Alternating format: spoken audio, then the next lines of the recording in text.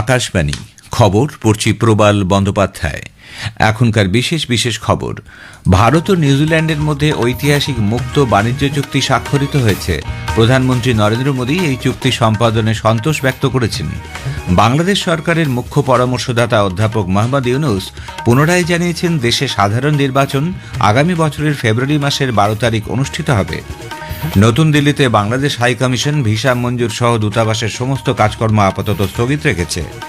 দেশের 8টি মূল শিল্পক্ষেত্রের সংযুক্ত সূচক গত বছরের নভেম্বরের তুলনায় চলতি বছরের একই সময়ে 1.8% বৃদ্ধি পেয়েছে। হরিয়ানা বিধানসভা দোকান ও বেসরকারি বাণিজ্যিক প্রতিষ্ঠানগুলির কর্মীদের দৈনিক কাজের সময়ের বৃদ্ধি সংক্রান্ত বিল অনুমোদন করেছে। এসআইআর প্রক্রিয়ার অগ্রগতি খতিয়ে দেখতে নির্বাচন কমিশনের এক প্রতিনিধি দল আজ পশ্চিমবঙ্গে আসছেন। গোয়া জেলা পঞ্চায়েত নির্বাচনে বিজেপি এমজিপি জোট সংখ্যাগরিষ্ঠতা অর্জন করেছে। ভারত আজ বিশাখাপত্তনমে মহিলাদের 5 ম্যাচের টি-20 ক্রিকেট সিরিজের দ্বিতীয় খেলায় শ্রীলঙ্কার মুখোমুখি হবে। আসছে বিস্তারিত খবরে। ভারত ও নিউজিল্যান্ডের মধ্যে ঐতিহাসিক মুক্ত বাণিজ্য চুক্তি স্বাক্ষরিত হয়েছে। প্রধানমন্ত্রী নরেন্দ্র মোদী এবং নিউজিল্যান্ডের প্রধানমন্ত্রী ক্রিস্টোফার লুকসন এই চুক্তির কথা ঘোষণা করেছেন। নিউজিল্যান্ডের প্রধানমন্ত্রীর সঙ্গে ফোনে কথা বলেছেন শ্রী মোদী। দুদেশের তরফে এই বাণিজ্য চুক্তিতে উচ্চাকাঙ্ক্ষী এবং পারস্পরিক লাভজনক বলে ব্যাখ্যা করা হয়েছে। ভারত ও নিউজিল্যান্ডের মধ্যে মুক্ত বাণিজ্য চুক্তি স্বাক্ষরিত হওয়ায় আগামী 5 বছরে দুদেশের দ্বিপাক্ষিক বাণিজ্যের পরিমাণ দ্বিগুণ হবে বলে আশা করেছেন প্রধানমন্ত্রী নরেন্দ্র মোদী।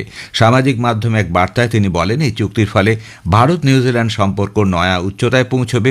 ক্রীড়া, শিক্ষা ও সংস্কৃতির ক্ষেত্রে দুদেশের সম্পর্ক আরও মজবুত হবে বলেও আশা প্রকাশ করেন তিনি।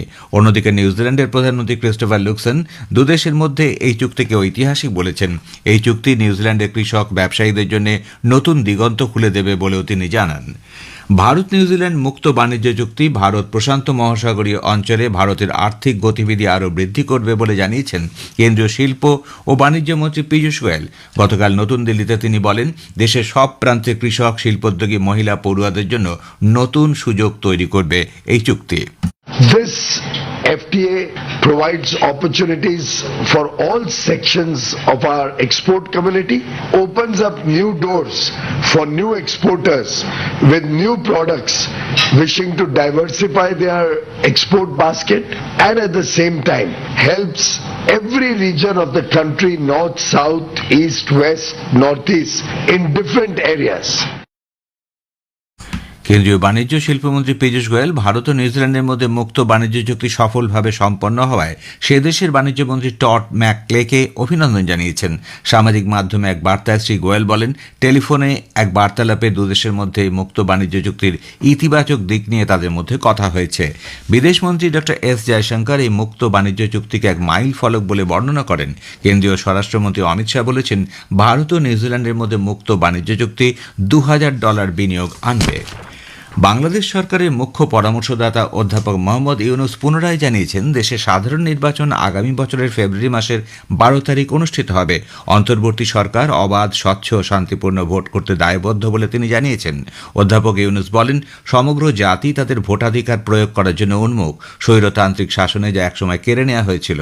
গত সন্ধ্যায় মার্কিন যুক্তরাষ্ট্রের দক্ষিণ ও মধ্য এশিয়ার বিশেষ দূত সের্গিও গোরের সঙ্গে টেলিফোনে আলাপচারিতায় তিনি একথা বলেন। প্রায় আধ ঘণ্টার এই বার্তালাপে সের্গিও অধ্যাপক ইউনুসকে সাম্প্রতিক শুল্ক সমঝোতা বিষয়ে তার নেতৃত্বের প্রশংসা করেছেন বলে ইউনুস এক্স হ্যান্ডেলে জানিয়েছেন। এদিকে বাংলাদেশের সংখ্যালঘু সংগঠনগুলি সেদেশে হিংসা, প্রাণহানি এবং ধর্মীয় সংখ্যালঘুদের লক্ষ্য করে চালানো আক্রমণ বন্ধ করতে ব্যর্থ হওয়ায় মোহাম্মদ ইউনুসের নেতৃত্বাধীন অন্তর্বর্তী সরকারকে দায়ী করেছে। ঢাকায় সংখ্যালঘু ঐক্যফ্রন্টের পক্ষ থেকে আয়োজিত এক মানববন্ধনে এই অভিযোগে সরব হন সদস্যরা। তাদের বক্তব্য, আসন্ন নির্বাচনের আগে এ ধরনের হিংসাত্মক ঘটনার প্রকৃত তদন্ত ও ন্যায় বিচারের অভাবে সংখ্যালঘু সম্প্রদায়ের মধ্যে ব্যাপক আতঙ্কের সৃষ্টি হয়েছে। বাংলাদেশের ন্যাশনাল সিটিজেন পার্টি এনসিপির এক নেতাকে গতকাল খুলনায় প্রকাশ্য দিবালোকে গুলি করে হত্যা করা হয়। অজ্ঞাত পরিচয় দুষ্কৃতীরাই হামলা চালায় বলে পুলিশ জানিয়েছে। নতুন দিল্লিতে বাংলাদেশ হাইকমিশন ভিসা মঞ্জুর সহ দূতাবাসের সমস্ত কাজকর্ম আপাতত স্থগিত রেখেছে। অনিবার্য কারণে এই সিদ্ধান্ত বলে কমিশনের পক্ষ থেকে জানানো হয়েছে। বাংলাদেশ বিদেশ মন্ত্রকের আধিকারিকরা জানিয়েছেন, পরবর্তী নোটিশ না দেওয়া পর্যন্ত এই স্থগিতাদেশ বহাল থাকবে। ইসরায়েলি সেনা দক্ষিণ লেবাননে আকাশপথে হামলা চালিয়েছে। তাদের দাবি, হিজবুল্লাহ অধ্যুষিত এলাকা লক্ষ্য করে এই হামলা। ইসরায়েলের প্রতিরক্ষা বাহিনী আইডিএফ এর এক মুখপাত্র জানান, সিডন এলাকায় গতকাল এই হামলা চালানো হয়। আফগানিস্তানে দীর্ঘমেয়াদে মানবিক ত্রাণ সহায়তা এবং স্বাস্থ্য সুরক্ষা ক্ষেত্রে ওষুধ সরবরাহ চালিয়ে যাওয়ার বিষয়ে প্রতিশ্রুতি পুনর্ব্যক্ত করেছে। আফগানিস্তানের স্বাস্থ্যমন্ত্রী মৌলভী নূর জালাল জালালির সঙ্গে এক দ্বিপাক্ষিক বৈঠকে স্বাস্থ্য ও পরিবার কল্যাণ মন্ত্রী জেপি নাড্ডা কথা জানান। বিদেশ মন্ত্রক এক বিবৃতিতে বলেছে, বৈঠকে ক্যান্সারের চিকিৎসার ওষুধ ও ভ্যাকসিন সে দেশের হাতে তুলে দেওয়া হয়। মার্কিন যুক্তরাষ্ট্রের AST space mobile Bluebird block 2 যোগাযোগ উপগ্রহ ইসরো আগামীকাল স্থানীয় সময় সকাল 8:54 LV-M3-M6 রকেটের সাহায্যে উৎক্ষেপণ করবে। LV-M3 হল ষষ্ঠ উৎক্ষেপণ, যা বাণিজ্যিক ব্যবহারের জন্য উপগ্রহকে পৃথিবীর নিম্নকক্ষে প্রেরণ করবে। প্রধানমন্ত্রী নরেন্দ্র মোদী 28 ডিসেম্বর রবিবার আকাশবাণীতে মন কি বাত অনুষ্ঠানে তার চিন্তাভাবনা দেশ বিদেশের মানুষের সঙ্গে ভাগ করে নেবেন। এটি হবে মাসিক এই বেতার অনুষ্ঠানের 129তম পর্ব। খবর শুনছেন আকাশবাণী থেকে। আমাদের সংবাদ শোনা যাবে ইউটিউব চ্যানেল আকাশবাণী সংবাদ বাংলা, ফেসবুক ও ইনস্টাগ্রাম আকাশবাণী সংবাদ কলকাতা এবং এক্স হ্যান্ডেল AIR নিউজ কলকাতাতে। দেশের 8টি মূল শিল্পক্ষেত্রের সংযুক্ত সূচক গতবারের নভেম্বর মাসের তুলনায় চলতি বছরের একই সময় 1.8% বৃদ্ধি পেয়েছে।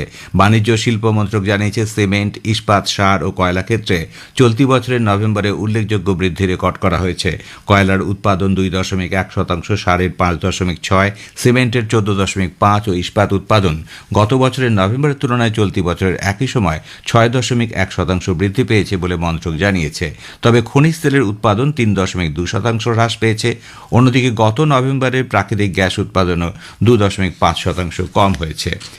হরিয়ানা বিধানসভা গতকাল দোকান ও বেসরকারি বাণিজ্যিক প্রতিষ্ঠানগুলির শ্রমিকদের দৈনিক কাজের সময় 9 ঘণ্টা থেকে বাড়িয়ে 10 ঘণ্টা সংক্রান্ত বিল অনুমোদন করেছে। তবে সাপ্তাহিক কাজের সময় 48 ঘণ্টাই অপরিবর্তিত থাকছে। হরিয়ানা দোকান ও বাণিজ্যিক প্রতিষ্ঠান সংশোধনী বিল 2025 হল 1958 বাণিজ্যিক প্রতিষ্ঠান আইনের সংশোধিত রূপ। রাজ্যের শ্রমমন্ত্রী অনিল ভিজ জানিয়েছেন, এই বিলের লক্ষ্য ক্ষুদ্র প্রতিষ্ঠানগুলির আর্থিক বৃদ্ধি ঘটানোর পাশাপাশি কর্মীদের সুরক্ষা নিশ্চিত করা। সংশোধিত এই বিলে প্রতি ত্রৈমাসিকে অতিরিক্ত কাজের সময় নির্ধারিত 50 ঘণ্টা থেকে 156 ঘণ্টা পর্যন্ত বাড়ানো যাবে। পশ্চিমবঙ্গে SIR প্রক্রিয়ার অগ্রগতি খতিয়ে দেখতে নির্বাচন কমিশনের এক প্রতিনিধি দল আজ রাজ্যে আসছে। কমিশনের প্রধান সচিব SB যোশী ও উপসচিব অভিনব আগরওয়াল শুনানি পর্বের অগ্রগতি খতিয়ে দেখবেন।